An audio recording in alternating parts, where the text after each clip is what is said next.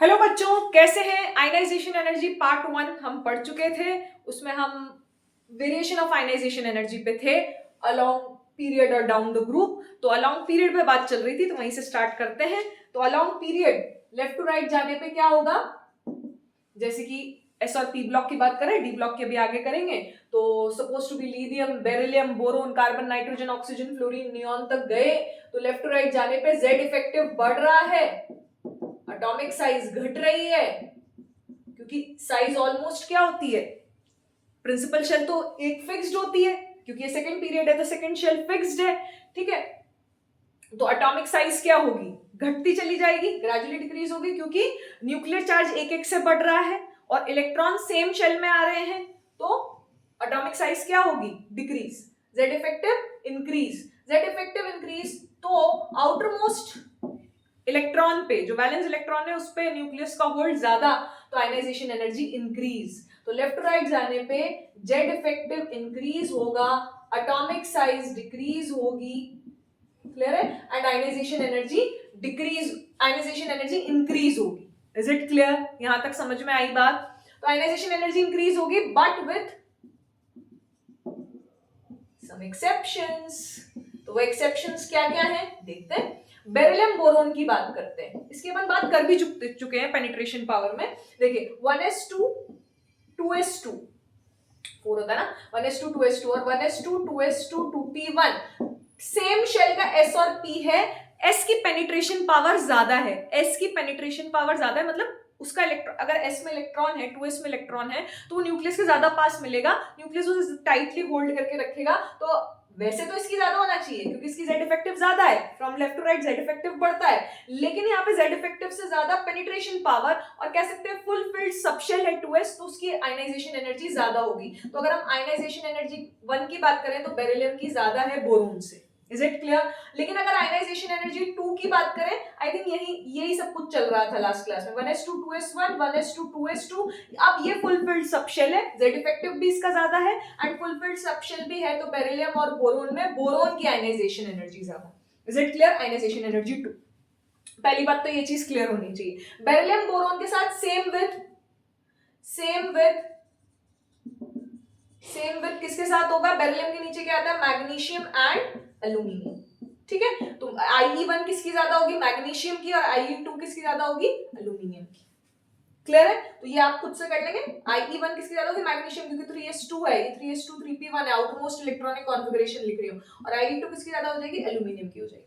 Clear है, यहां तक आई थिंक मैंने डिस्कस कर दिया था। अब नाइट्रोजन ऑक्सीजन की बात करते हैं, इसी में आगे बढ़ते हैं, फिर पूरे की आयनाइजेशन एनर्जी का ऑर्डर भी लिखेंगे। ठीक है, तो अब हम बात करते हैं नाइट्रोजन ऑक्सीजन की।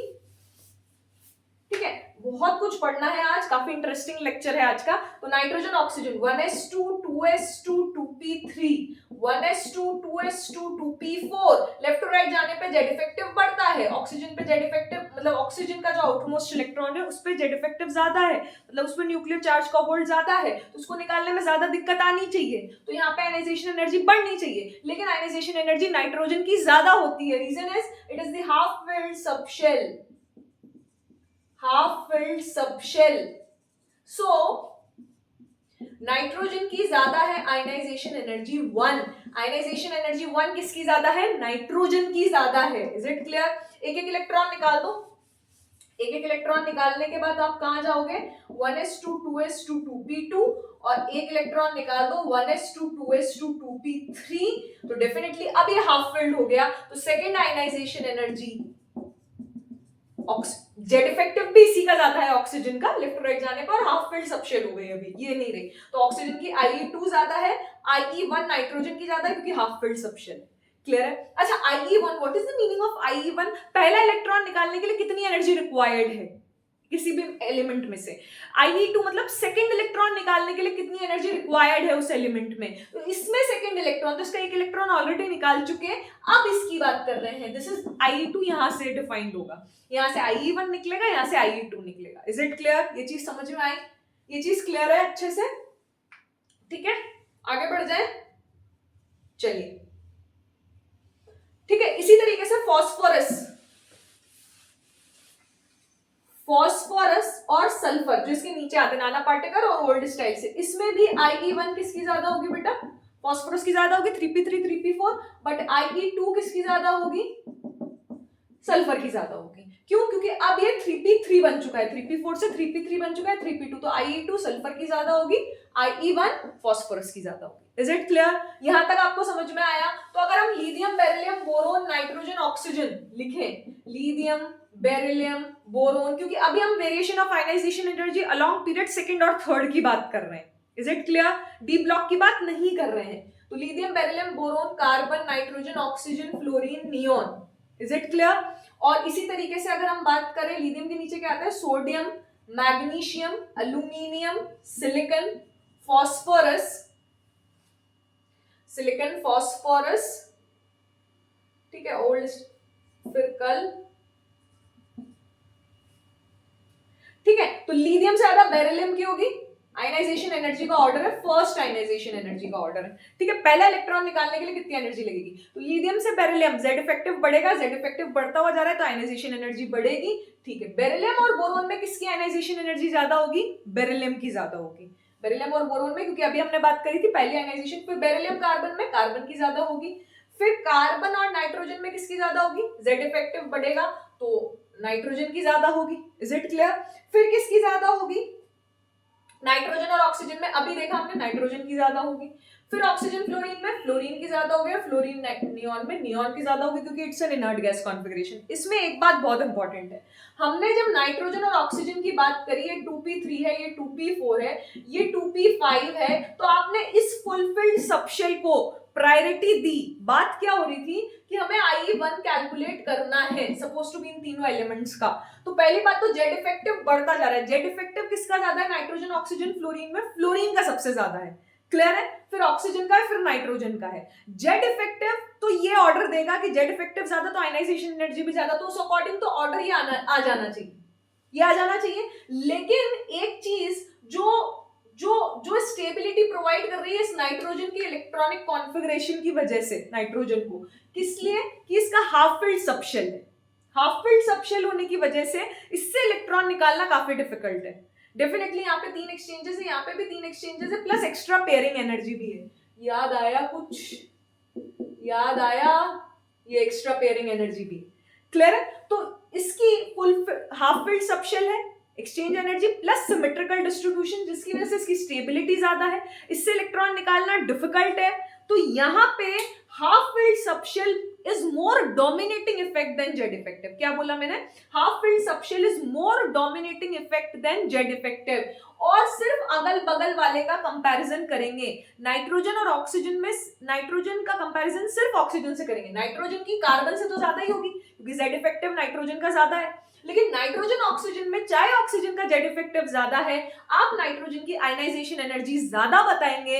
रीजन इज यहाँ पे हाफ फिल्ड सबशेल को हमने डोमिनेटिंग फैक्टर माना है देन जेड इफेक्टिव, क्लियर है। ऐसा हर जगह नहीं होगा, क्योंकि मैं अभी इसके नीचे के एलिमेंट्स भी लूंगी डाउन द ग्रुप में, तब आपको ये बात समझ में आएगी। तो यहाँ पे हाफ फिल्ड सबशेल को हमने डोमिनेटिंग फैक्टर माना है देन जेड इफेक्टिव, क्योंकि यहाँ पे जेड इफेक्टिव इतना ज्यादा है ही नहीं, क्योंकि कोई डी और एफ अंदर है ही नहीं, इसमें कहीं डी और एफ आते ही नहीं है। जब 5th 6th पीरियड में आएंगे अभी बात करते हैं। तो नाइट्रोजन हाफ फिल्ड सबशेल को more dominating effect than Z effective, तो इसकी आयनाइजेशन एनर्जी इस ऑक्सीजन से ज्यादा है, लेकिन इसकी आयनाइजेशन एनर्जी सिर्फ ऑक्सीजन से ही ज्यादा है, सिर्फ बगल वाले से ही ज्यादा है, अगल बगल वाले से ही हाफ फिल्ड की ज्यादा होती, कार्बन से तो ज्यादा है ही सही, इसके जस्ट आगे वाले से भी ज्यादा है, जस्ट आगे वाले से। लेकिन अगर आप फ्लोरीन की बात करेंगे तो फ्लोरीन की ज्यादा आएगी। तो अगर हम ऑर्डर लिखेंगे तो फ्लोरीन की आयनाइजेशन एनर्जी सबसे ज्यादा, फिर नाइट्रोजन की, फिर ऑक्सीजन की, ये आयनाइजेशन एनर्जी का ऑर्डर है।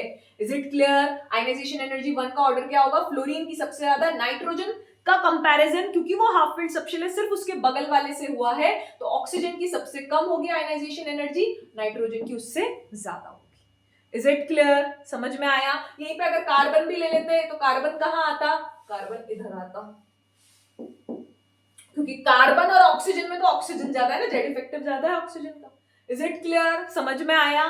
तो कार्बन और ऑक्सीजन में ऑक्सीजन ज्यादा है, कार्बन नाइट्रोजन में भी नाइट्रोजन ज्यादा है, कार्बन ऑक्सीजन में ऑक्सीजन ज्यादा है, लेकिन नाइट्रोजन ऑक्सीजन में नाइट्रोजन ज्यादा है, ठीक है। और फ्लोरीन तो सबसे ज्यादा है ही से। तो ये आपका आयनाइजेशन एनर्जी का ऑर्डर है। Is it clear? क्या ये सब चीजें समझ में आई आपको? क्या ये ऑर्डर समझ में आया आपको? सेम, सोडियम से ज्यादा मैग्नीशियम का होगा, जेड इफेक्टिव ज्यादा है, मैग्नीशियम एल्यूमिनियम में मैग्नीशियम ज्यादा होगा, is it clear? Next aluminium silicon में, ठीक है, किसका ज्यादा होगा? Z effective increases ionisation energy increases, Z effective increases ionisation energy increases. Phosphorus sulphur में किसका ज्यादा होगा? ये हाफ फिल्ड सबशेल है, सिर्फ बगल वाले से ही कंपैरिजन करेंगे, सल्फर से ज्यादा होगा फास्फोरस, लेकिन क्लोरीन से ज्यादा नहीं होगा। क्लियर है? तो क्लोरीन की ज्यादा होगी और आर्गन की तो सबसे ज्यादा होगी। एक्चुअल में इसको देखें, is it visible to you? Yes, it's visible. अगर हम देखें तो एक्चुअली में यही है, सोडियम, फिर एल्यूमिनियम, फिर मैग्नीशियम, फिर सिलिकॉन, फिर सल्फर, फिर फास्फोरस, फिर क्लोरीन, फिर आर्गन। Is it clear? समझ में आया? नेक्स्ट मैंने शॉर्ट में भी आपको बताया था कि शॉर्ट में भी आपको एक चीज बताई थी मैंने, याद हो तो, कि सेकेंड आयनाइजेशन एनर्जी भी निकाल सकते हैं हम यहाँ पे। तो क्या करो, एक एक इलेक्ट्रॉन निकाल दो। तो मैं एक एक इलेक्ट्रॉन निकालने के बाद ही इलेक्ट्रॉनिक कॉन्फ़िगरेशन लिख रही हूँ बेटा, है ना? एक एक इलेक्ट्रॉन निकाल दो, ठीक है? तो 1s2 2s1 था, तो ये 1s2 हुआ, ये 1s2 2s1 हुआ, ये 1s2 2s2 हुआ, ये 1s2 2s2 2p1 हुआ। एक इलेक्ट्रॉन निकालने के बाद की बात कर रहे हैं। 1s2 2s2 2p3 था, 2p2 हो गया। ये क्या होगा? ये क्या होगा? 1s2 2s2 2p4 था, 3 हो गया। ये क्या हो गया? 1s2 2s2 2p3। ये क्या हो गया? 1s2 2s2 2p5। Is it clear? समझ में आ रहा है आप लोगों को यहां तक? तो अब सबसे ज्यादा ये देखो, लिथियम कहां पहुंच गया, लिथियम प्लस कहां पहुंच गया। तो अगर मैं आयनाइजेशन एनर्जी 2 की बात करूं कि सेकंड इलेक्ट्रॉन निकालने के लिए कितनी एनर्जी की रिक्वायरमेंट होगी, तो लिथियम प्लस हीलियम को अप्रोच कर गया, इनर्ट गैस कॉन्फिगरेशन को अप्रोच कर गया, तो उसकी आयनाइजेशन एनर्जी सबसे ज्यादा होगी, क्योंकि और कोई इनर्ट गैस नहीं है, इनर्ट गैस कॉन्फिगरेशन नहीं है, तो लिथियम सबसे ज्यादा हो गया। अब इधर से लेफ्ट राइट जाने पर जेड इफेक्टिव बढ़ता है, तो बेरिलियम बोरोन में किसकी ज्यादा होगी? बोरोन की ज्यादा होगी डेफिनेटली। तो बेरिलियम, फिर बोरोन और कार्बन में किसकी ज्यादा होगी? 2s2 और 2p1।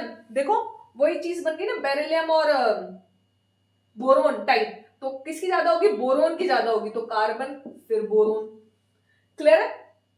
फिर नाइट्रोजन, ठीक है, नाइट्रोजन, फिर ऑक्सीजन और फ्लोरीन में सिर्फ कॉन्फ़िगरेशन को देखना है, सिर्फ कॉन्फ़िगरेशन को देखना है, किसका है किसका है तो पता चल ही जाएगा। तो ये अब नाइट्रोजन की ज्यादा, फिर ऑक्सीजन फ्लोरीन में हाफ फिल्ड कॉन्फ़िगरेशन किसका है? अरे तो दो का सेम लिख दिया है, 2p4 हो जाएगा। क्लियर है? 1s2 2s2 2p3। इसके बगल वाले से फ्लोरीन से ज्यादा किसका होगा? ऑक्सीजन का होगा, ठीक है? ऑक्सीजन हाफ फिल्ड है तो फ्लोरीन से ज्यादा होगा, और फिर नियोन का होगा। Is it clear? समझ में आया? सबसे ज्यादा क्योंकि ये full electronic configuration inert gas का है, तो लिथियम को तो यहां रख दिया, बेरिलियम यहां आ गया सबसे कम में, बोरोन कार्बन में बोरोन की ज्यादा होगी।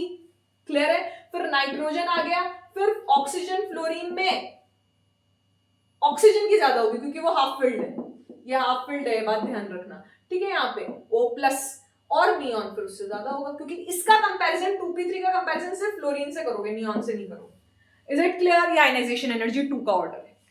आगे बढ़ जाए, चलिए, ये तो हुआ आपका अलोंग द पीरियड। अब डाउन द ग्रुप बात कर ले, S&P ब्लॉक में।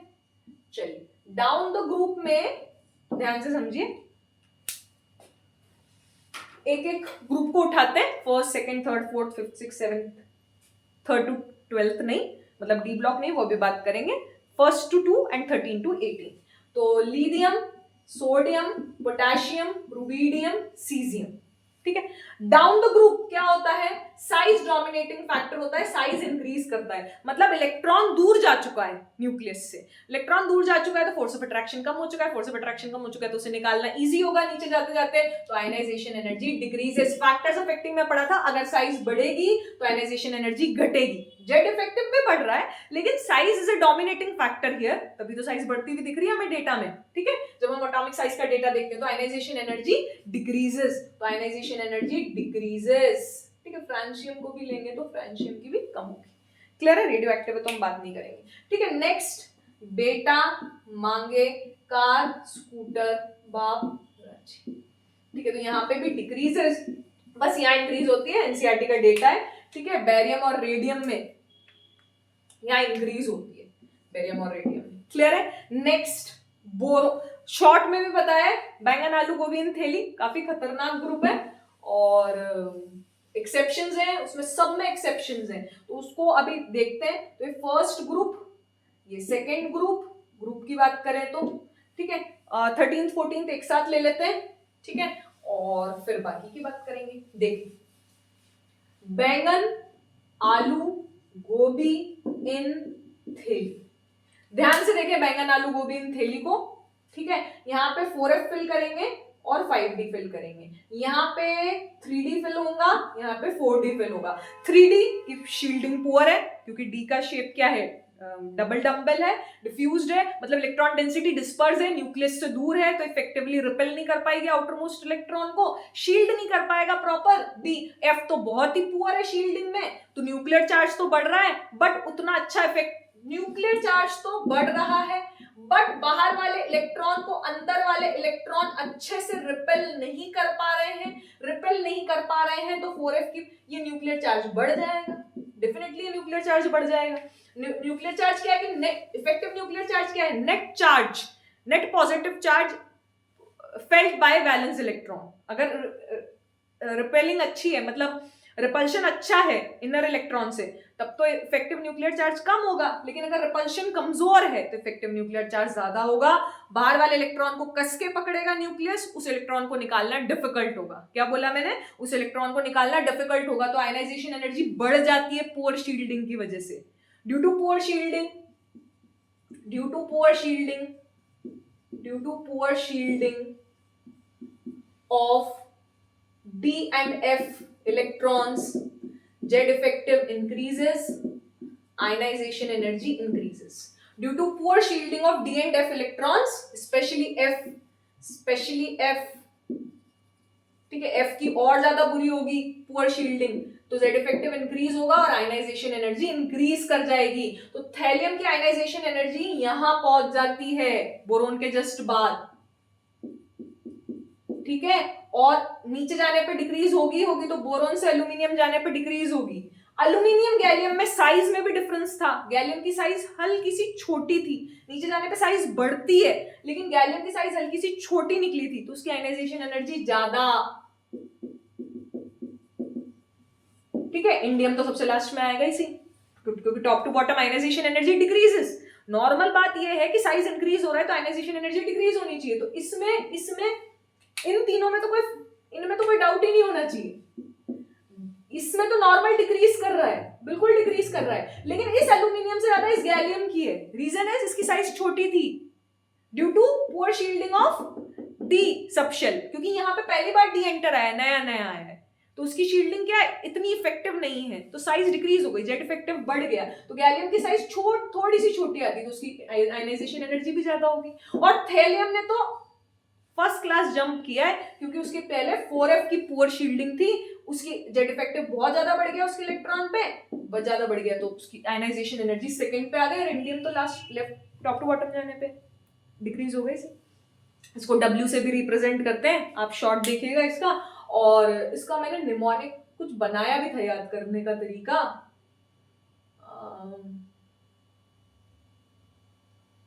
बिना ताल के गाएं ऑल इंडियंस, हाँ ये थिंक सो यही था, बिना ताल के गाएं ऑल इंडियंस, ठीक है, तो ये याद हो जाता है, जब आप ऐसे याद करते हो तो आपको याद होता चला जाता है, ठीक है। अगर आप इसका ग्राफ देखोगे, एटॉमिक नंबर,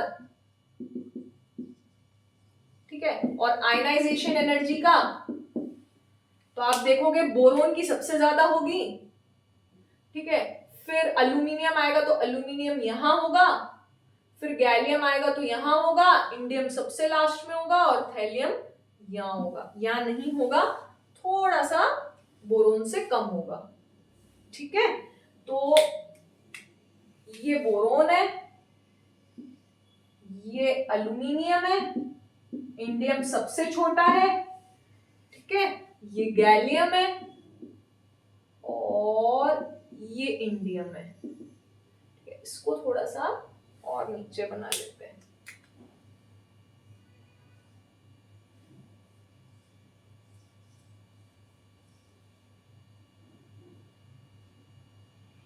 तो आपको क्लैरिटी आ जाएगी। कि गैलियम कहाँ है, ये गैलियम है, सॉरी, और ये थैलियम है।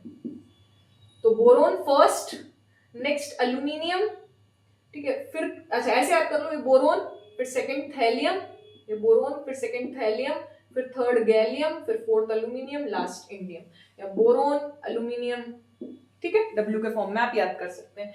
ठीक है, तो ये आपका हो गया 13th ग्रुप। 14th ग्रुप की हम बात करेंगे तो वो जो लेंथेनाइड कॉन्ट्रैक्शन है ना, वो यहां तक आता है, कहे शिव जी सुने पार्वती, यहां तक लेड तक फेल्ट होता है। 4f में इलेक्ट्रॉन्स फिल होना लेंथेनाइड कॉन्ट्रैक्शन की वजह से जो एटॉमिक और आयनिक साइज डिक्रीज हुई लेंथेनाइड सीरीज की, और उसकी जो रिजल्ट निकला वो रिजल्ट यहां तक फील होता है 4f की पोर शील्डिंग का।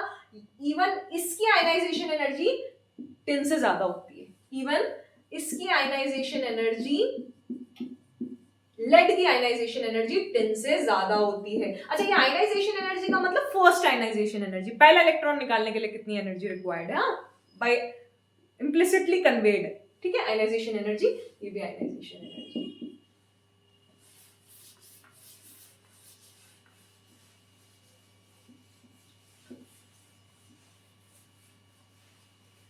ठीक है, यहां तक समझ में आ गया होगा। 13th 14th group. 15th group Nana Patekar, Aishwarya, सब भिखारी, कोई दिक्कत नहीं है। Down the group ionisation energy decreases, down the group ionisation energy decreases as size increases, ठीक है। फिर कौन आता है, ओल्ड स्टाइल से टीपो, पोलोनियम रेडियो एक्टिव में बात नहीं करते, ठीक है। फिर किसकी बात करेंगे, फिर कल बाहर आई आंटी एस्टेटीन, वो भी रेडियो एक्टिव है तो उसकी बात, ठीक है। फिर कल बाहर आई आंटी। नेक्स्ट हीना, नेहा और करीना जीते रहे रेडन, ये आयनाइजेशन एनर्जी। तो हीलियम की ionisation energy left to right जाने पर आयनाइजेशन एनर्जी बढ़ती है, top to bottom ionisation energy घटती है, डिक्रीज होती है। तो helium has the highest ionisation energy in the periodic table, helium has the highest ionisation energy in periodic table, helium has the highest ionization energy in the periodic table, and top left right बढ़ती है, top to bottom decrease होती है। So caesium has the lowest ionisation energy, francium की बात करते हैं, ये radio active है, तो caesium has the lowest ionisation energy in periodic table, और नहीं तो उससे भी नीचे फ्रेंशियम, ठीक है। तो सीजियम की लोवेस्ट होगी, हीलियम की हाईएस्ट होगी। इज इट क्लियर, यहां तक समझ में आया, ठीक है। तो ये आपके 1 to 2 13 to 18 ग्रुप्स हो गए। अब बात करते हैं, हाँ, नाइट्रोजन, ऑक्सीजन, नाना पाटेकर, ऐश्वर्या, सब भिखारी की, और ओल्ड स्टाइल से टीपो, ठीक है। आयनाइजेशन एनर्जी का ऑर्डर देखते हैं। पहली आयनाइजेशन एनर्जी का डेफिनेटली, तो नाइट्रोजन आप डेफिनेटली आप जानते हैं कि ये NH2NP3 है, ठीक है, ये NH2NP4 है, हाफ फिल्ड सबशेल है। लेफ्ट टू राइट जाने पे जेड इफेक्टिव बढ़ता है, इधर जेड इफेक्टिव बढ़ रहा है। यहाँ पे ये सेकेंड पीरियड है, थर्ड पीरियड है, फोर्थ पीरियड है, फिफ्थ पीरियड है, सिक्स पीरियड है। यहाँ पे 4f आ चुका है, यहाँ 3d आ चुका है, यहाँ 4d आ चुका है, यहाँ 4f और 5d आ चुका है। पहली बात ये भी समझ में आनी चाहिए, क्लियर है। तो ionization energy Z effective increase हो रहा है, पहली बात ये समझ में आना चाहिए।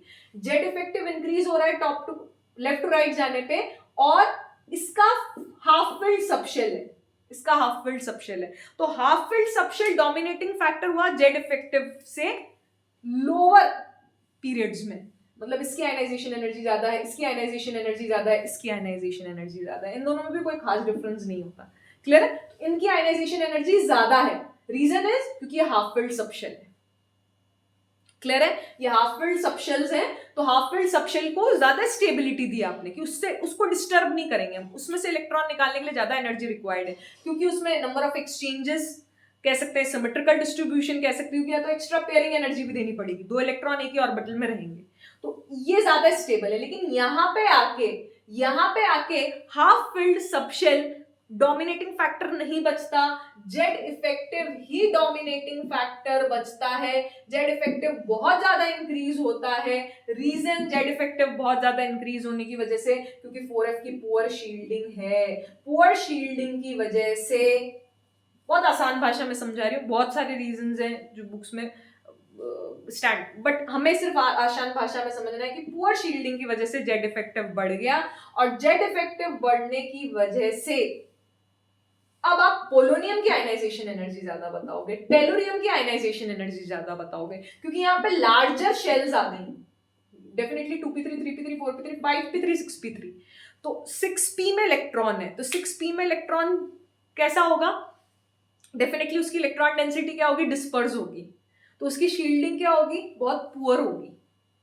क्लियर है, शील्डिंग बहुत पुअर होगी तो जेड इफेक्टिव बढ़ जाएगा, जेड इफेक्टिव बढ़ जाएगा, तो Z effective is a more dominating role than half filled subshell, यहाँ पे नीचे आने के बाद 5th पीरियड और 6th पीरियड में। इज इट क्लियर, समझ में आ रहा, 4f की पुअर शील्डिंग है इसी। क्लियर है, तो ये चीज ध्यान रखने वाली बात है। एक और ध्यान रखने वाली बात है,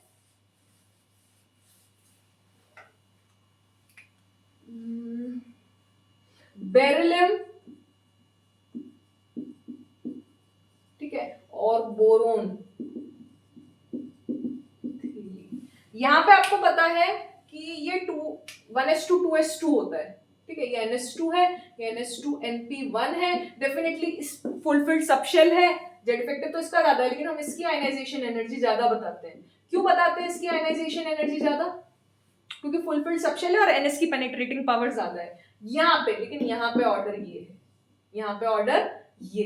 इज इट क्लियर, समझ में आया, समझ में आया, यहाँ पे आयनाइजेशन एनर्जी का ऑर्डर रिवर्स हो जाएगा नीचे आने पे। क्लियर है, मतलब second, third, fourth, fifth, sixth period में आयनाइजेशन एनर्जी का ऑर्डर रिवर्स हो जाएगा। इज इट क्लियर, समझ में आया। नेक्स्ट एक और बात, हाँ, लेड और टिन आप देख चुके हैं, थैलियम और इंडियम भी देख चुके हैं, थैलियम की ज्यादा होती है। क्लियर है, अब मेरी एक बात ध्यान से समझिएगा, lithium, sodium, potassium, rubidium, caesium, ठीक है, बैंगन, आलू, गोभी, इन बीच में डी है, हाँ, ठीक है, उससे अपने को कोई लेना देना नहीं है अभी। कहे शिव जी सुने पार्वती। अब मेरी बात ध्यान से सुनो, यहाँ पे 4f आ गया और 5d आ गया, यहाँ पे 4d आ गया, यहाँ पे 3d आ गया।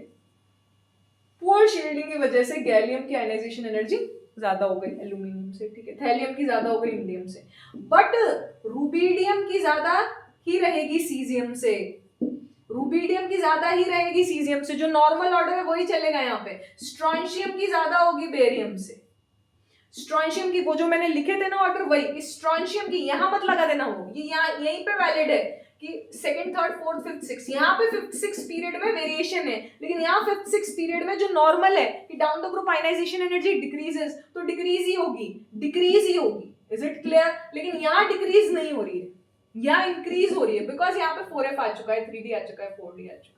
इज इट क्लियर, समझ में आया। तो रुबिडियम की आयनाइजेशन एनर्जी ज्यादा होगी, आयनाइजेशन एनर्जी ही पढ़ रहे हैं तो उसी के ऑर्डर्स हैं। रुबिडियम की आयनाइजेशन एनर्जी सीजियम से ज्यादा और स्ट्रॉन्शियम की आयनाइजेशन एनर्जी बेरियम से ज्यादा। क्लियर है। नेक्स्ट एक और बात, वीडियोस देखने से कुछ नहीं होगा, कितने भी देख लो, कितनों के देख लो, लेकिन जब तक आप क्वेश्चन सॉल्व नहीं करेंगे, जब तक आपके पास, अगर आप आईआईटी की तैयारी कर रहे हैं तो आपके पास किताबें हों, बहुत है मार्केट में अवेलेबल, ठीक है, स्टार्ट करिए क्वेश्चन। मेरा टेलीग्राम चैनल भी है, ठीक है, उसमें आपको डीपीपीज मिल जाएंगी, तो आप उनको स्टार्ट करिए करना। बिना क्वेश्चन की प्रैक्टिस के इन वीडियोस को देखने से कुछ नहीं होगा, सिर्फ ऐसे बैठ के देख रहे हैं तो उससे कोई रिजल्ट नहीं निकलने वाला, चाहे आप घंटों एक ही टॉपिक देख लीजिए, इट्स ऑफ नो यूज। तो जब तक आप उस पर प्रैक्टिस नहीं कर लेते तब तक कोई मतलब नहीं है। क्लियर है, ठीक है। नेक्स्ट हम देखेंगे डी ब्लॉक में आयनाइजेशन एनर्जी, ठीक है, ionization energy in D block, specially 3D series की बात करते हैं, ठीक है। एक्चुअली क्या है, डी आयनाइजेशन एंथैल्पी पे एक पूरा पैराग्राफ दे रखा है D and F block NCERT में, उस वजह से पढ़ा रही हूँ, अदरवाइज ज्यादा कुछ पूछा नहीं जाता है इसमें, क्योंकि इरेगुलरिटी रहती है आयनाइजेशन एनर्जी में, क्योंकि stop the very crazy men from coming near cute zinky. Reason is, just a minute, is it visible? Yes. तो reason is एक तो 3D में इलेक्ट्रॉन्स फिल हो रहे हैं, ठीक है, जेड इफेक्ट, न्यूक्लियर चार्ज बढ़ रहा है एक प्रोटॉन से, डी में इलेक्ट्रॉन्स बढ़ रहे हैं। अब डी में इलेक्ट्रॉन्स बढ़ रहे हैं तो इलेक्ट्रॉन इलेक्ट्रॉन रिपल्शन भी होगा, मल्टी, ठीक है, half filled full filled sub shell भी कंसेप्ट में आएगा, ठीक है। अब फिलिंग कैसे हुई, according to Aufbau principle, n+l rule से। 3d और 4s में पहले 4s की एनर्जी कम थी तो 4s में इलेक्ट्रॉन फिल किया, फिर 3d के इलेक्ट्रॉन्स फिल हुए, क्योंकि पोटेशियम और कैल्शियम में पहले 4s1 4s2 आए, फिर 3d1 2 3d10 गए, ठीक है। अब लेकिन जब रिमूवल होगा इलेक्ट्रॉन का, ionisation energy means removal of valence electron, तो जो वो होगा वो आउटरमोस्ट शेल से होता है, तो वो तो 4s है, ठीक है, चाहे उसकी एनर्जी भी ज्यादा है फिल होने के बाद। जब तक 3d में इलेक्ट्रॉन्स नहीं थे, 4s फिल किया आपने, जब तक 3d में इलेक्ट्रॉन्स नहीं थे, क्योंकि 4s की एनर्जी कम थी 3d से, अकॉर्डिंग टू n+l रूल। जैसे आपने इलेक्ट्रॉन फिल कर दिए, 3d की एनर्जी कम हो गई, जेड इफेक्टिव का डेटा उठा के देख लो, 3d की एनर्जी कम हो गई, 4s की एनर्जी बढ़ गई, क्लियर है। यही आउटरमोस्ट शेल है, यहीं से इलेक्ट्रॉन निकलेगा। तो जब भी हम रिमूवल की बात करते हैं हम 4s से इलेक्ट्रॉन निकालेंगे, जब भी हम फिलिंग की बात करेंगे तो 4s में पहले इलेक्ट्रॉन फिल करेंगे, और रिमूवल करेंगे तो भी हम 4s से करेंगे, ठीक है। तो ये एक लाइन दे रखी है, there is alteration in the energy of orbital, in the energy of orbitals. 3d और 4s की एनर्जी में क्या हो गया, ऑल्टरेशन आ गया, अदला बदली आ गई। पहले 4s की एनर्जी कम थी तो पहले इसको फिल किया, पहले 4s की एनर्जी कम थी, अब 4s की एनर्जी बढ़ गई, तभी तो इलेक्ट्रॉन उसी में से निकल रहा है। मतलब इस पे न्यूक्लियर इफेक्टिव न्यूक्लियर चार्ज ज्यादा होने का मतलब 3d पे कि ये न्यूक्लियस के ज्यादा पास है, क्लियर है, 3s 3p 3d। तो फिलिंग के बाद एनर्जी में ऑल्टरेशन आ गया, इज इट क्लियर। तो जब इलेक्ट्रॉन यहां से रिमूव करेंगे तो एक्सचेंज एनर्जी क्या रहती है आयन में, ठीक है। और क्या हो सकता है, इलेक्ट्रॉन इलेक्ट्रॉन रिपल्शन, 3d के इलेक्ट्रॉन्स में इस 4s के इलेक्ट्रॉन को कितना रिपेल करेंगे, मतलब शील्डिंग, और न्यूक्लियर और इलेक्ट्रॉन अट्रैक्शन मतलब जेड इफेक्टिव, ये सारे रोल प्ले होंगे, तब जाके आपको आयनाइजेशन एनर्जी का ऑर्डर मिलेगा, जब वो इलेक्ट्रॉन निकल रहा होगा बाहर। तो उस पे शील्डिंग का इफेक्ट भी, न्यूक्लियस का इफेक्ट भी, अट्रैक्शन भी, रिपल्शन भी, ठीक है। और शील्डिंग कैसी है, प्लस ये हाफ फिल्ड है या फुल फिल्ड है, at the same time exchanges, number of exchanges ज्यादा है या कम है, ये सब फैक्टर्स आपको आयनाइजेशन एनर्जी का ऑर्डर बताएंगी। और जब वो होगा तो सबसे ज्यादा आयनाइजेशन लेफ्ट टू राइट जाने पे जेड इफेक्टिव बढ़ता है, तो आयनाइजेशन एनर्जी बढ़ेगी, but with some exceptions, with some exceptions. और वो एक्सेप्शंस क्या है देखें, स्कैंडियम टू टाइटेनियम जाते वक्त आयनाइजेशन एनर्जी बढ़ती है, टाइटेनियम वेनेडियम में टाइटेनियम की ज्यादा होती है, क्लियर है, वेनेडियम की कम होती है। वेनेडियम से क्रोमियम बढ़ती है, क्रोमियम से मैंगनीज बढ़ती है, इज इट क्लियर। मैंगनीज से आयरन बढ़ती है, आयरन से कोबाल्ट घटती है, क्लियर है। कोबाल्ट से निकल भी घटती है, निकल टू कॉपर बढ़ती है, और कॉपर टू जिंक बढ़ती है। बढ़नी ही चाहिए थी क्योंकि जेड इफेक्टिव बढ़ता है वैलेंस शेल पे। अगर हम 4s पे देखें, 4s2 मतलब जो भी 4s पे जो इलेक्ट्रॉन एक ना एक तो रहेगा, उस पे अगर हम जेड इफेक्टिव कैलकुलेट करें तो जेड इफेक्टिव बढ़ता है, तो आयनाइजेशन एनर्जी बढ़नी चाहिए। लेकिन इलेक्ट्रॉन रिमूवल के टाइम पे क्या ऑल्टरेशन होता है 3d 4s का, क्या रीऑर्गेनाइजेशन होता है एनर्जी लेवल्स का, उससे आयनाइजेशन एनर्जी डिफर कर जाती है। तो एक डिप तो ये है कि वेनेडियम की आयनाइजेशन एनर्जी कम है, क्लियर है, ये इलेक्ट्रॉन इजीली दे देगा, इसका मतलब V+ बहुत ज्यादा स्टेबल है, V+ बहुत ज्यादा स्टेबल है, ऐसे समझ सकते हैं, क्योंकि इसकी आयनाइजेशन एनर्जी कम है टाइटेनियम से। इसी तरीके से कोबाल्ट प्लस स्टेबल है, निकल प्लस भी स्टेबल, निकल प्लस इससे भी ज्यादा स्टेबल है, तभी तो डिप आ रहा है, आयनाइजेशन एनर्जी में कम हो रही है, इज इट क्लियर। तो ये ध्यान रखें। अब डाउन द ग्रुप, ये तो हुआ इन 3d सीरीज। अगर हम डाउन द ग्रुप की बात करें, ठीक है, डाउन द ग्रुप, ठीक है, डाउन द ग्रुप की अगर हम बात करें बेटा, डाउन द ग्रुप की अगर हम बात करें, 3d सीरीज से 4d सीरीज चलेंगे और 4d से 5d सीरीज चलेंगे, ठीक है। तो आपको पता होगा, चलो एक बार लिख लेते हैं, हाँ ऐसे लिखते हैं इस बार, ठीक है। Stop the very crazy men from coming near cute zinc. Clear? ला ला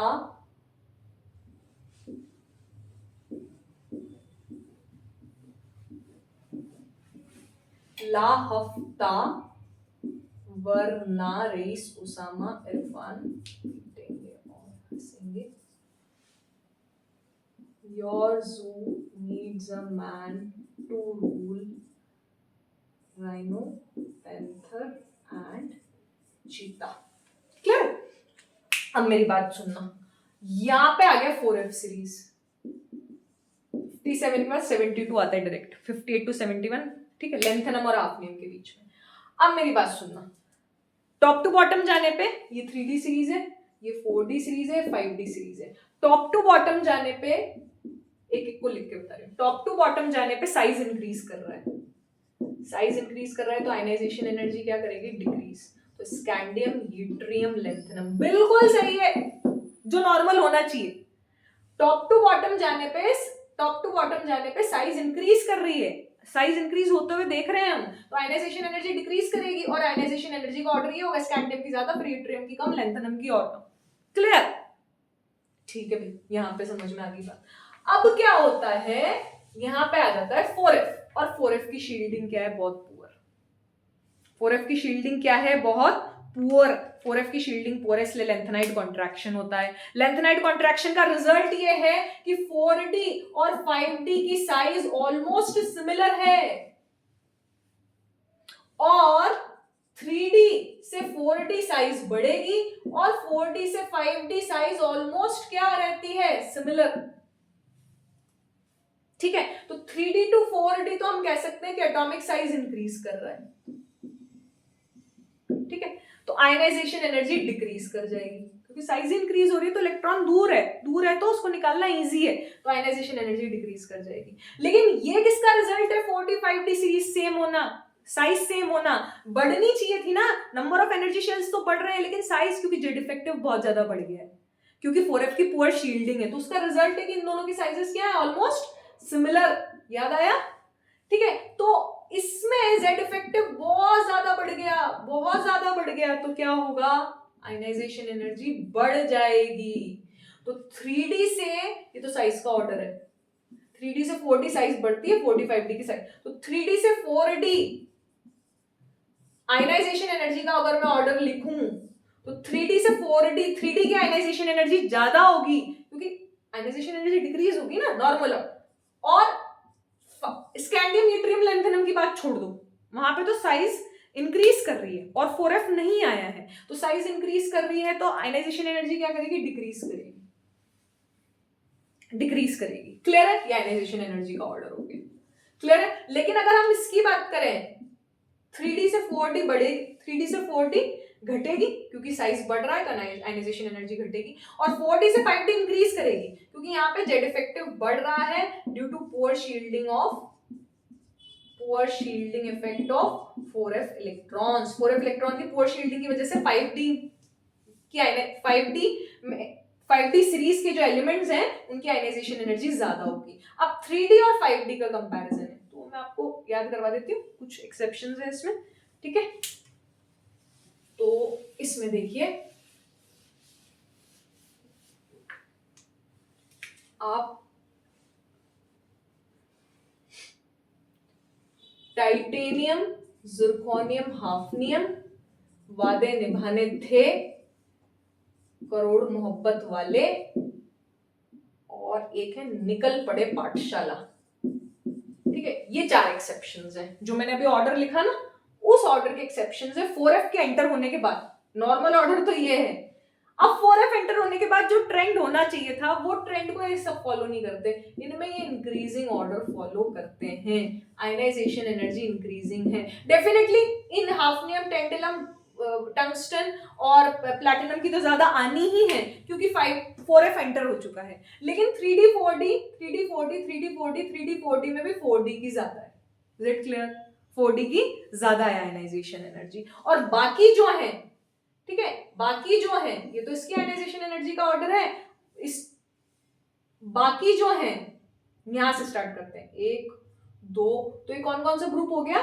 group 3rd 4th 5th 6th 8th 9th 10th 11th 12th, ठीक है। तो 4th 5th 6th और 10th एक्सेप्शन है, ठीक है, जो हम नॉर्मल ऑर्डर होना चाहिए 4F की फिलिंग के बाद।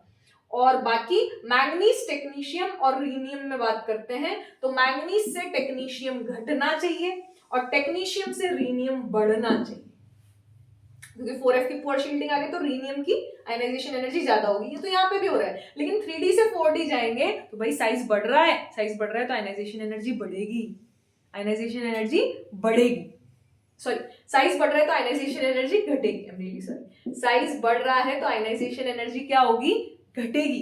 तो 3D से 4D साइज बढ़ने पे आयनाइजेशन एनर्जी क्या होगी, डिक्रीज होगी। क्लियर है? तो टेक्नीशियम की कम होगी, तो इसका ऑर्डर क्या होता है ना, देखा गया वैल्यूज ही है, टेक्नीशियम की सबसे कम, इसी तरीके से रूथेनियम की सबसे कम, फिर आयरन, फिर रूठी ओजस्वी, सेम रोडियम, ठीक है मैं यहां लिख देती हूँ, ठीक है, फिर रोडियम, फिर कोबाल्ट, इरिडियम, ठीक है, रोडियम, फिर कोबाल्ट, फिर इरिडियम, ये एक्सेप्शन था ही सही, ठीक है। फिर Ag कम होगा, फिर कॉपर, फिर Au, फिर कैडमियम कम होगा, फिर जिंक, फिर मरकरी। क्लियर? मतलब 3D 4D में किसकी ज्यादा है, 3D की, क्योंकि 3D to 4D size increase कर रहा है तो आयनाइजेशन एनर्जी घटनी चाहिए। और 4D और 5D में किसकी ज्यादा है, 5D की। Is it clear? और 3D और 5D में भी इनमें 5D की ही ज्यादा है, आप देखो 5D की ही ज्यादा है। क्लियर है? तो ये डाउन द ग्रुप भी हो गया। तो ये आपका आयनाइजेशन एनर्जी कंप्लीट होता है बेटा, ठीक है। अब अपन बात करते हैं एप्लीकेशन ऑफ आयनाइजेशन एनर्जी की। तो मैं एक दो एप्लीकेशन अभी पढ़ा देती हूँ, क्योंकि आगे इनर्ट पेयर इफेक्ट भी पढ़ाऊंगी इसी में, एप्लीकेशन में, तो काफी लंबी हो जाएंगी, तो एक दो आज ही पढ़ लेते हैं। Applications of ionisation energy,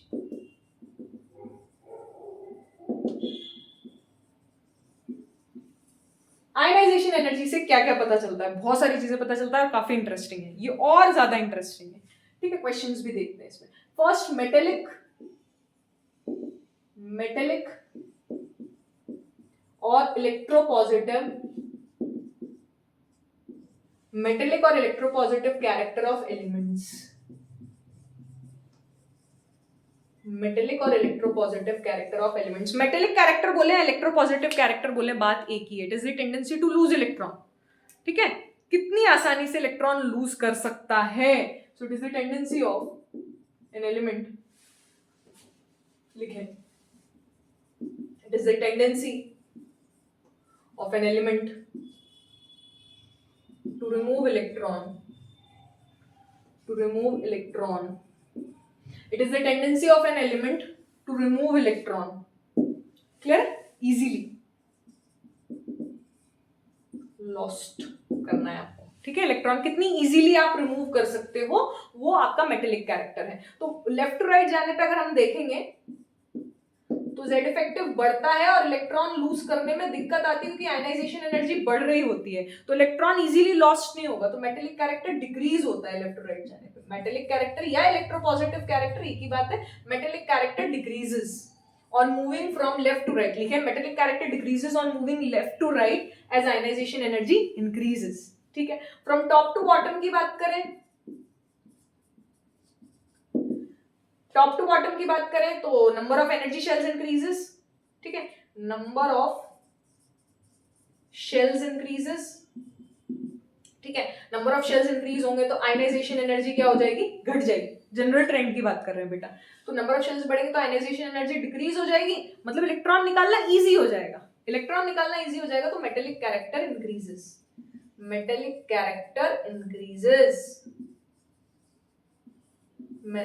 character increase होगा। Is it clear? समझ में आया आपको? क्लियर है, मेटेलिक कैरेक्टर इंक्रीज होगा,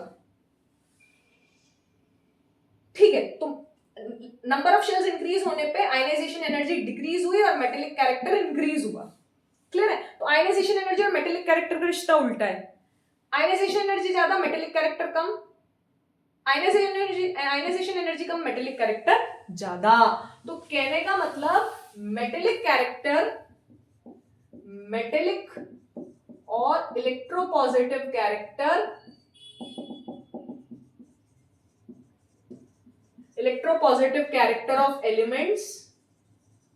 एलिमेंट्स का मेटेलिक या electropositive character is inversely proportional to ionization energy, is inversely proportional to ionization energy. Ionization energy बढ़ी तो मेटेलिक कैरेक्टर घट गया, आयनाइजेशन एनर्जी घटी मेटेलिक कैरेक्टर बढ़ गया। Is it clear? समझ में आया? चलिए, तो for metals right down, for metals low ionization energy. अब पता चला क्यों होती है, क्योंकि मेटल्स इजीली इलेक्ट्रॉन लूज करते हैं, इजीली इलेक्ट्रॉन लूज करते हैं तो उनकी आयनाइजेशन एनर्जी कमी होगी। उसी से तो लो आयनाइजेशन एनर्जी से तो पता चलेगा कि वो मेटल है, क्योंकि वो इजीली इलेक्ट्रॉन डोनेट करेगा, तभी तो मेटेलिक बॉन्डिंग होगी। क्लियर है? And for non metals high ionization energy. Clear है? नॉन मेटल्स में आयनाइजेशन एनर्जी ज्यादा होगी, बल्कि उन्हें इलेक्ट्रॉन चाहिए, इलेक्ट्रॉन देंगे नहीं, इलेक्ट्रॉन चाहिए, दैट इज इलेक्ट्रॉन एफिनिटी और electron gain enthalpy. Next topic है इस एप्लीकेशन के बाद। Is it clear? इस एप्लीकेशन ऑफ आयनाइजेशन एनर्जी के बाद अपन एक छोटा सा टॉपिक पढ़ेंगे, टाइप्स ऑफ सॉलिड्स। बहुत इंटरेस्टिंग है, एक वीडियो बनेगी 10-15 मिनट की मुश्किल से, वो पढ़ेंगे, फिर उसके बाद इलेक्ट्रॉन एफिनिटी पे आएंगे। ठीक है? तो for metals low ionization energy, for non metals high ionization energy. ठीक है? लेफ्ट राइट जाने पे बता ही दिया मेरे को, मैंने आपको। तो alkali metals and alkaline earth metals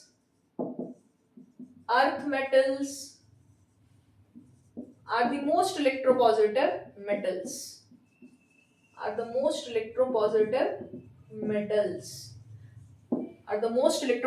metals, क्योंकि लेफ्ट राइट जाने पे जेड इफेक्टिव बढ़ता है। डी ब्लॉक में भी जेड इफेक्टिव ज्यादा है, वो भी मेटल्स ही, लेकिन जेड इफेक्टिव ज्यादा है, और पी ब्लॉक में भी कुछ मेटल्स हैं लेकिन उनका भी जेड इफेक्टिव ज्यादा है। तो alkaline metals and alkaline earth metals are the most electropositive metals, और उसमें भी कौन? एल्कली मेटल सबसे ज्यादा इलेक्ट्रोपॉजिटिव। तो lithium, sodium, potassium, rubidium, caesium की अगर हम बात करें तो मोस्ट मेटेलिक कौन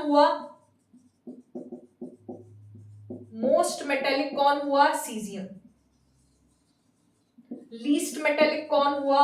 लिथियम। क्योंकि नीचे जाने पे भी आयनाइजेशन एनर्जी डिक्रीज होती है और इससे इलेक्ट्रॉन निकालना बहुत इजीली हो जाएगा।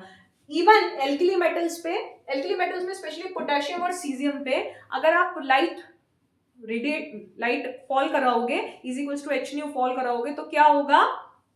इलेक्ट्रॉन्स एमिट हो जाएंगे। तो फोटोइलेक्ट्रिक इफेक्ट शो करते हैं। क्या शो करते हैं? फोटोइलेक्ट्रिक इफेक्ट शो करते हैं, क्योंकि दे एमिट इलेक्ट्रॉन्स इजीली, इसीलिए फोटोइलेक्ट्रिक सेल्स में भी यूज होते हैं। ठीक है? सीजियम यूज होता है फोटोइलेक्ट्रिक सेल्स में, तो caesium is used in photoelectric cells. Caesium is used in photoelectric cells. Clear है? क्योंकि as cesium emit electrons on exposure to light is equals to HNu, as cesium emit electrons on exposure to light is equals to HNu. Is it clear? And alkali metals are the most electropositive metals. ये most metallic है, ये least metallic है, it means ये least reactive है अगर हम इन पांचों में बात करें, और ये most reactive है। अगर हम मेटल्स में बात करें तो ये लीस्ट रिएक्टिव है, ये मोस्ट रिएक्टिव है। क्लियर है? तो रिएक्टिविटी ऑफ मेटल्स भी इस बात पे डिपेंड करती है कि वो कितनी इजीली इलेक्ट्रॉन डोनेट कर देता है। रिएक्टिविटी नॉन मेटल्स की किस बात पे डिपेंड करती है कि वो कितनी अच्छे से इलेक्ट्रॉन गेन कर लेता है। क्लियर है? अभी हम एक्वस सॉल्यूशन की बात नहीं कर रहे हैं, वो सेकंड प्रॉपर्टी है, रिड्यूसिंग प्रॉपर्टी। तो हम रिएक्टिविटी को भी डिस्कस कर सकते हैं यहीं पे कि reactivity of metals is inversely proportional to ionization energy. अभी हम सिर्फ आयनाइजेशन एनर्जी क्राइटेरिया ले रहे हैं, मतलब हम गैसियस स्टेट में बात कर रहे हैं। क्लियर है? तो reactivity of metals, this is the least reactive lithium and it is the most reactive, क्योंकि इसकी आयनाइजेशन, सिर्फ आयनाइजेशन एनर्जी पैरामीटर के बेसिस पे बात कर रहे हैं रिएक्टिविटी, तो ये लीस्ट रिएक्टिव है, मोस्ट रिएक्टिव है सीजियम। Is it clear? समझ में आया यहां तक? तो मेटल्स की रिएक्टिविटी कैसे, कितनी जल्दी से वो इलेक्ट्रॉन लूज करते हैं, नॉन मेटल्स की रिएक्टिविटी कैसे, कितनी इजीली वो इलेक्ट्रॉन गेन करते हैं। Is it clear? तो लेफ्ट टू राइट जाने पे इलेक्ट्रॉन गेनिंग टेंडेंसी बढ़ती है, टॉप टू बॉटम जाने में इलेक्ट्रॉन लूजिंग टेंडेंसी बढ़ती है, क्योंकि साइज बढ़ता जाता है, ठीक है, और इलेक्ट्रॉन दूर हो जाएगा तो फोर्स ऑफ अट्रैक्शन कम हो लगेगा न्यूक्लियस का, तो उसे निकालना इजी होगा, कम खर्चे में ही निकल जाएगा। तो लाइट एमिट हुई, एच न्यू से एनर्जी मिली और वो इलेक्ट्रॉन एमिट हो गया, इसलिए फोटो इलेक्ट्रिक इफेक्ट शो करते हैं, फोटो इलेक्ट्रिक सेल्स में काम आते हैं। Is it clear? यहां तक ठीक है? ये आपकी फर्स्ट, इसमें एक पॉइंट और है, alkali metals and alkaline earth metals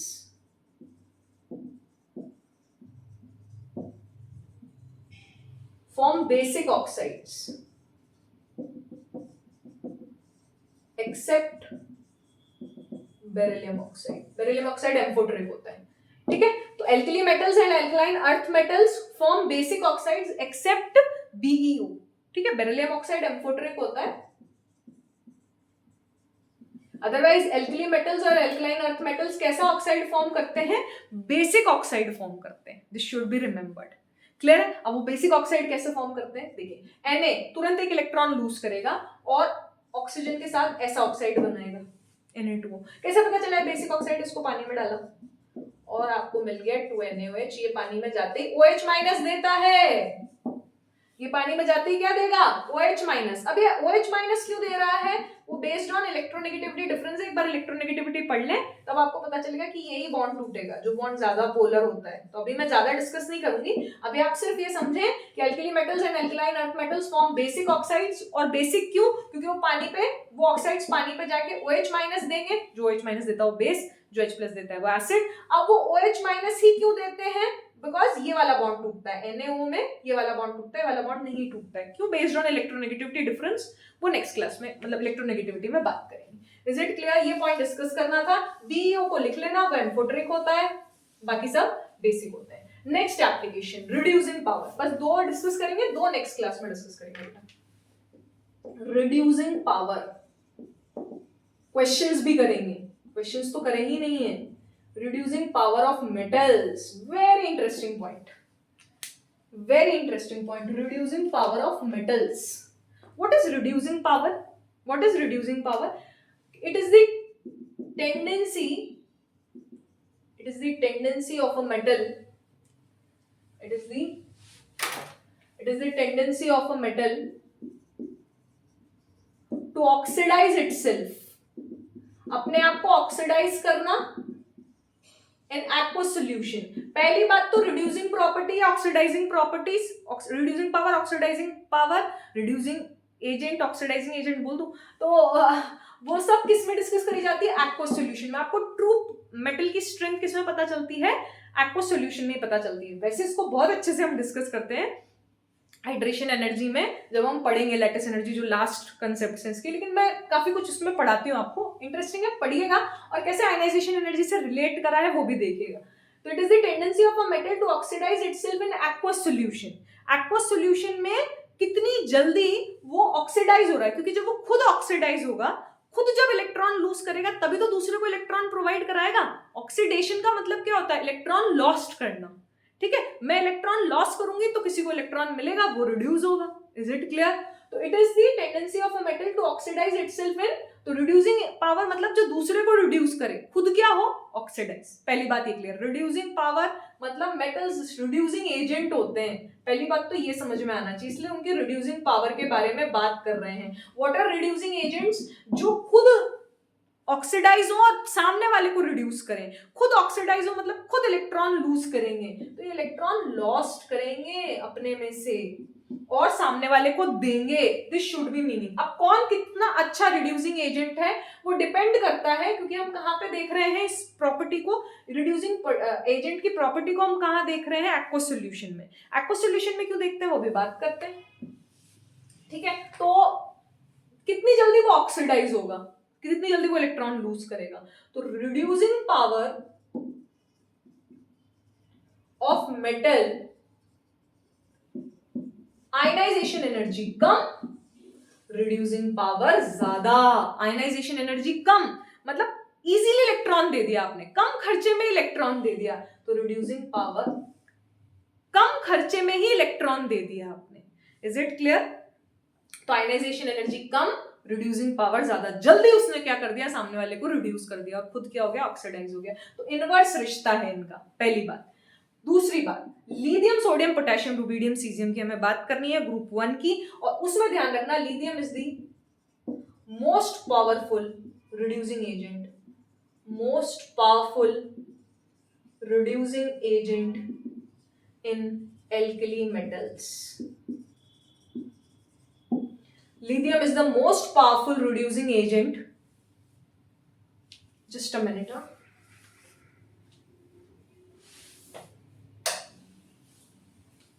Lithium is the most powerful reducing agent in alkali metals. Clear है? कैसे है मोस्ट पावरफुल? सबसे जल्दी इलेक्ट्रॉन देता है क्या? नहीं। तो फिर रिड्यूसिंग एजेंट सिर्फ इसी बात पे डिपेंड नहीं करता आयनाइजेशन एनर्जी पे ही, वो डिपेंड करता है बहुत सारे फैक्टर्स पे। अगर हम गैशियस स्टेट की बात कर रहे हैं, वेरी इंपॉर्टेंट, वेरी इंपॉर्टेंट, अगर हम गैशियस स्टेट की बात कर रहे हैं, गैशियस स्टेट की बात कर रहे हैं, तो सीजियम, गैशियस स्टेट की अगर हम बात कर रहे हैं तो caesium is the reducing agent की बात कर रही हूं मैं।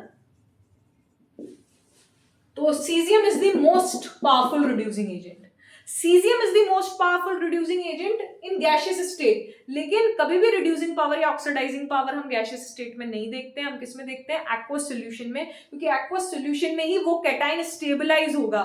ये जो कैटायन है, क्योंकि इलेक्ट्रॉन देके Li+ बनेगा ना, वो स्टेबलाइज कैसे होगा?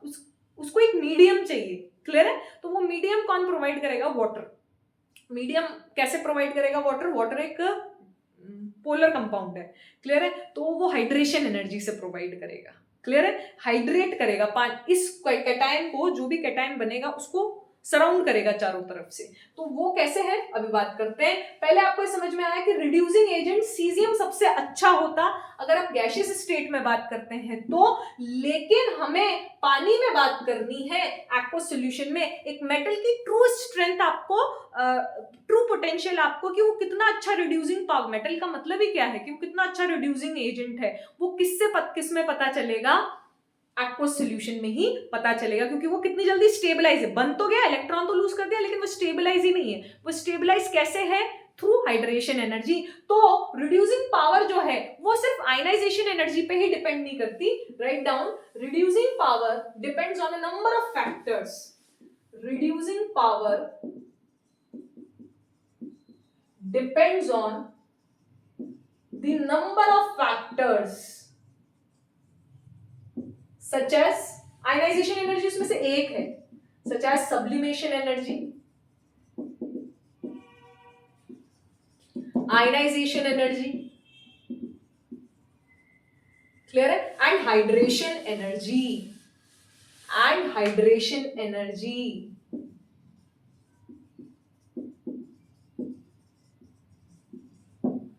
clear है? Reducing power depends on the number of factors such as sublimation energy, ionization energy and hydration energy. जैसे लिथियम सॉलिड था, लिथियम प्लस एक्वस बना। क्लियर है? अब सबसे पहले हमें सॉलिड से गैस में लाना है इसे, तभी हम इलेक्ट्रॉन रिमूव करते हैं in an isolated gaseous neutral atom. याद है आयनाइजेशन एनर्जी की डेफिनेशन? तो सबसे पहले तो आपने, अच्छा, what is delta H? Change in enthalpy, change in heat content of the system.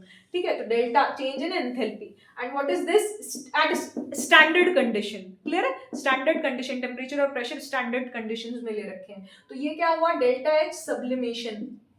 Clear है? अब इसमें क्या होगा? Delta H ionization, H0 lithium plus बन गया, और जब लिथियम प्लस से तो यहाँ पे पानी डाल दिया आपने, तो हाइड्रेशन एनर्जी क्या होगी? रिलीज होगी। ठीक है, that is delta hydration energy H। Clear है? अब ये नेट एंथैल्पी चेंज यहां से यहां पहुंचाना था आपको। क्लियर है? तो देखें, तो नेट एंथैल्पी चेंज हमारा क्या आना चाहिए? नेगेटिव। सिस्टम की एनर्जी क्या होनी चाहिए? कम होनी चाहिए, ये ज्यादा स्टेबल होना चाहिए। भाई ये बना ही क्यों है? इसने इलेक्ट्रॉन दिया ही क्या है? स्टेबिलिटी पाने के लिए। इनर्ट गैस कॉन्फ़िगरेशन है, प्लस वो पानी में जाके स्टेबलाइज रहना चाहिए, तो इसकी एनर्जी कंटेंट कम होनी चाहिए, इसकी एनर्जी कंटेंट ज्यादा होनी चाहिए, तो product minus reactant enthalpy change, तो प्रोडक्ट की एनर्जी क्या, हीट कंटेंट क्या होना चाहिए, कम होना चाहिए, तो नेगेटिव आना चाहिए। तो ये क्या है, delta sublimation, sublimation energy, delta ionization energy plus, अच्छा ये दोनों सब्लिमेशन एनर्जी देनी पड़ती है, सॉलिड से गैस में एनर्जी देनी पड़ेगी, सॉलिड में फोर्सेस स्ट्रांग होते हैं, ठीक है, इंटरएटॉमिक फोर्सेस स्ट्रांग होंगे, ठीक है, गैस से यहाँ पे भी आयनाइजेशन एनर्जी भी देनी पड़ती है, लेकिन हाइड्रेशन एनर्जी क्या होती है, रिलीज होती है, हाइड्रेशन एनर्जी क्या होती है, रिलीज। ये कब नेगेटिव होगा, जब एब्जॉर्ब्ड एनर्जी, ये एब्जॉर्ब्ड एनर्जी है, ये रिलीज्ड एनर्जी है, क्लियर है, जब रिलीज्ड एनर्जी ज्यादा होगी, जब रिलीज्ड एनर्जी ज्यादा होगी एब्जॉर्ब्ड एनर्जी से, तभी आपका डेल्टा नेट एंथैल्पी चेंज क्या आएगा, नेगेटिव, और तभी जाके वो बनेगा Li प्लस एक्वस, क्लियर है। तो रिलीज्ड एनर्जी, तो हाइड्रेशन एनर्जी बहुत ज्यादा। अब ये हाइड्रेशन एनर्जी होती क्या है, क्लियर है, ये था आपका Li प्लस गैशियस, क्लियर, जब आयनाइज्ड होके बना, इसको आपने पानी में डाला तो ये क्या बन गया, Li plus aqueous, plus hydration energy क्या हो गई, रिलीज हो गई बहुत सारी। हो क्या रहा है भाई, दिख तो रहा है ना यहां तक का। It's very lengthy video today, बहुत लेंदी वीडियो हो गया बेटा आज तो। Li प्लस, ठीक है, तो यहां पे पॉजिटिव है, वाटर एक डाइपोल, डाइपोल है वाटर में, डाइपोल मतलब एक नेगेटिव चार्ज है, एक पॉजिटिव चार्ज है, is it clear, having some dipole movement, पढ़ेंगे केमिकल बॉन्डिंग में, ठीक है, और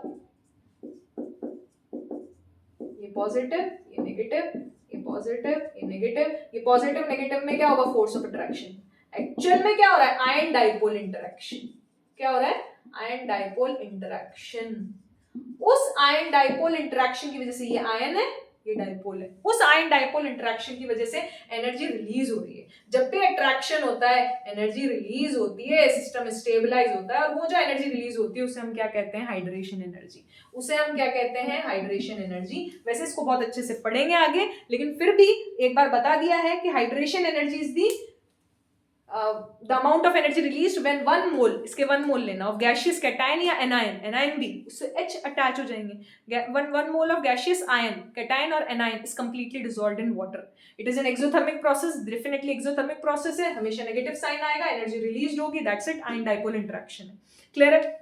अब जितना ज्यादा इसकी चार्ज डेंसिटी होगी उतना ज्यादा ये अट्रैक्ट करेगा, तो इसकी चार्ज डेंसिटी मतलब चार्ज अपॉन साइज।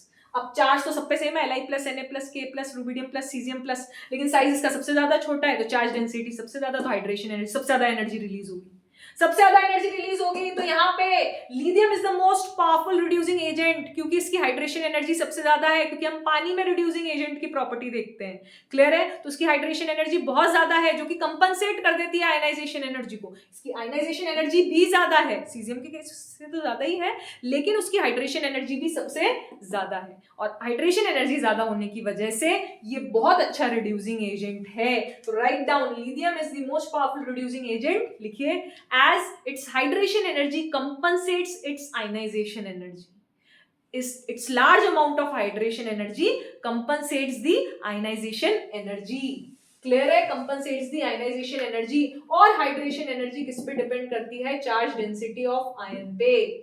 So, बहुत सारे फैक्टर्स पढ़ेंगे, लेकिन वो अभी नहीं, अभी सिर्फ हम एप्लीकेशन पॉइंट ऑफ व्यू से पढ़ रहे हैं। तो आयनाइजेशन एनर्जी सिर्फ एक फैक्टर हुआ रिड्यूसिंग एजेंट को डिसाइड करने का, सब कुछ नहीं हुआ। गैशियस में सब कुछ हुआ, लेकिन हम गैशियस में देखते ही नहीं रिड्यूसिंग पावर, हम तो एक्वस सॉल्यूशन में देखते हैं मेटल की ट्रू स्ट्रेंथ, क्योंकि ये कैसे स्टेबलाइज होगा, Li प्लस गैशियस बनने के बाद वो कैसे स्टेबलाइज है, पानी के अंदर स्टेबलाइज है थ्रू हाइड्रेशन एनर्जी। तो hydration energy directly proportional to charge density, that is charge of ion upon radius of ion, upon radius of ion, is it clear, charge of ion upon radius of ion. क्या यहां तक समझ में आया आपको, clear है। Size कम, size of ion, size कम, हाइड्रेशन एनर्जी ज्यादा, इसलिए लिथियम प्लस की हाइड्रेशन एनर्जी ज्यादा, that's why it's a powerful reducing agent. Clear है, यहां तक समझ में आया आप लोगों को, क्लियर है, आगे बढ़ जाएं, ठीक है। तो इसके लिए जो नेट एंथैल्पी में जो चेंज आएगा Li सॉलिड से Li प्लस एक्वस जाने का, Na सॉलिड से Na प्लस एक्वस जाने का, उन सब में सबसे ज्यादा किसमें नेट एंथैल्पी में चेंज सबसे ज्यादा नेगेटिव किसमें आएगा? Li से Li प्लस जाने का। क्लियर है? Reason is due to its high hydration energy based on charge density of ion. ठीक है, तो दो एप्लीकेशन अपन ने पूरी कर ली, मेटेलिक और electropositive character of metals, and second is reducing power of metals. Third हम बात करते हैं, थर्ड और फोर्थ हमें नट पेयर इफेक्ट पढ़ेंगे। थर्ड हम बात करेंगे कैसे नंबर ऑफ वैलेंस इलेक्ट्रॉन्स निकाले जाएं, to determine the number of valence electrons, to determine the group, to determine the valency and oxidation state of metals in S and P block. S और P block में कैसे number of valence electrons पता किए जाएं, पहले highest jump of ionization, successive ionization energy से पहले कितने इलेक्ट्रॉन्स रिमूव हुए उससे, तो वो अपन नेक्स्ट क्लास में पढ़ते हैं क्योंकि वीडियो बहुत लंबी हो चुकी है। तो नेक्स्ट क्लास में अपन ये दोनों एप्लीकेशंस पढ़ के and then we will move to types of solids. Thank you.